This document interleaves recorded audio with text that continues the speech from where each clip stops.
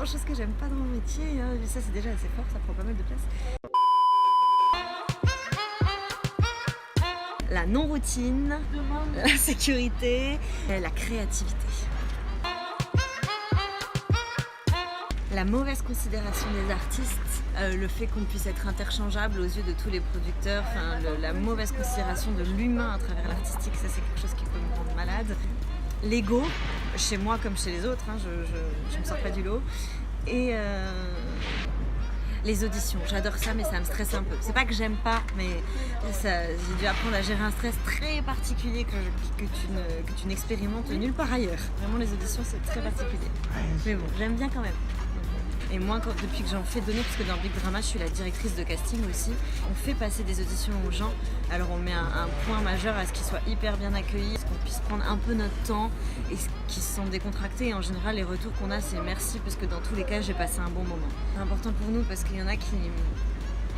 Faut pas se voiler la face, il y en a qui font passer, quand ils font passer des auditions, ils se prennent un peu de haut, quoi, parce qu'ils font passer des auditions. Il y a un certain pouvoir, et je comprends, et je les blâme pas. Non mais moi j'avais pas envie de ça, vraiment. J'avais vraiment pas envie, parce que je sais dans quelles circonstances ça met le comédien. Et du coup, c'est même pas rendre service au directeur de casting, parce que si tu mets ton comédien dans un stress, bah, tu vas pas pouvoir le voir dans tout son potentiel, et ça te limite les chances de trouver quelqu'un qui te convient. Donc c'est même pas malin en réalité. Donc tout le monde est détendu, et on trouve la perle qu'on a besoin de trouver.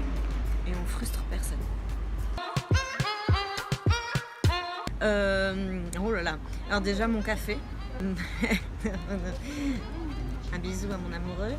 Hashtag grosse niaiseuse. Et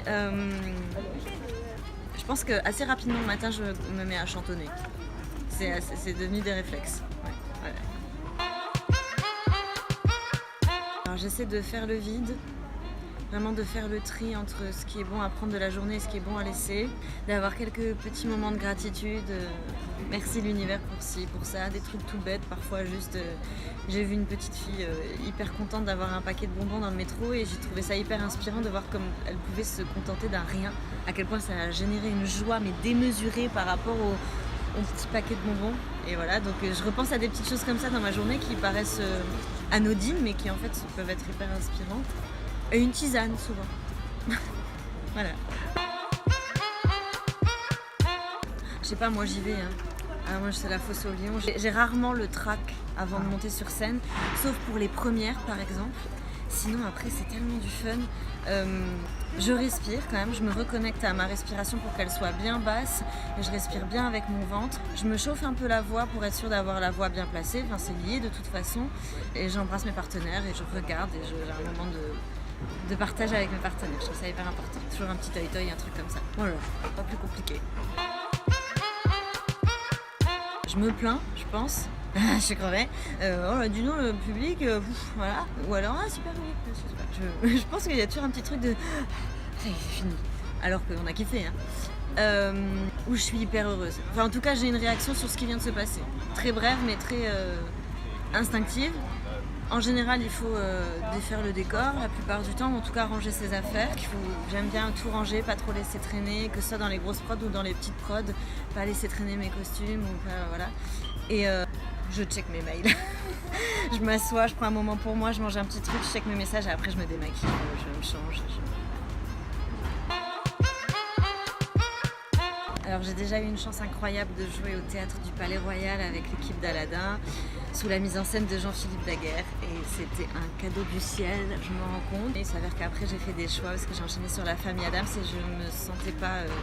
je savais pas si j'allais être apte à pouvoir gérer les deux spectacles, puisque en période de vacances scolaires ça m'aurait fait jouer 14 à 16 fois par semaine. Je voulais pas faire les deux à moitié.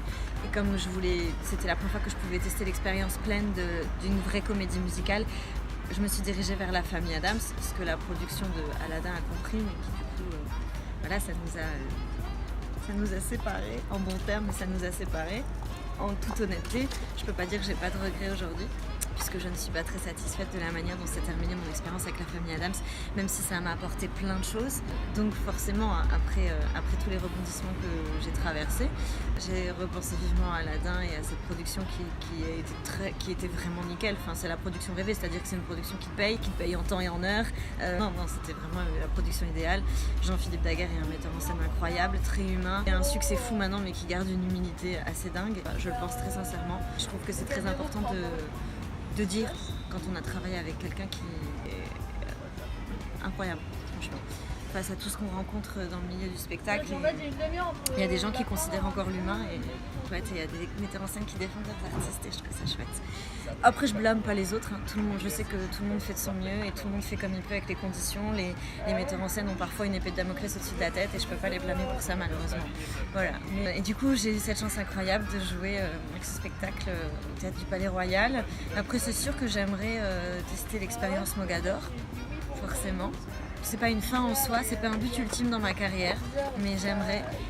Mais j'avoue aussi que il y a plein peut-être de grandes salles que j'ai encore jamais vues à Paris et qui vont me faire rêver. Un jour je vais me dire tiens, je veux jouer ici. Mais au fond de moi, j'adore la proximité des petites salles. Ça offre un rapport avec le public que les grandes salles n'offrent pas. Elles offrent des vagues d'émotions, des vagues de rire qui sont... J'ai vécu des choses au Palais Royal et les gens qui ont travaillé à Mogador ont dû aussi vivre des choses incroyables. On se prend vraiment des vagues de 1000 personnes qui rient en même temps quand tu es sur le plateau, c'est incroyable. Mais il y a quand même un truc dans la proximité des petites salles qui est incroyable aussi. C'est différent et les deux sont à vivre, je pense. Anita dans West Side Story. Des rôles de méchante. Parce que comme j'ai un peu un potentiel physique de méchante un peu machiavélique, sorcière, mais que je suis petite, donc souvent on m'éloigne de ces rôles-là, j'aimerais quand même avoir cette petite méchante là, toute nerveuse qui paye pas de mine. Donc un rôle de méchante, un rôle de princesse, un truc un peu plus doux, un truc où on m'attend pas forcément, mais où ça peut fonctionner aussi. Voilà, je sais pas, je me laisse un peu porter.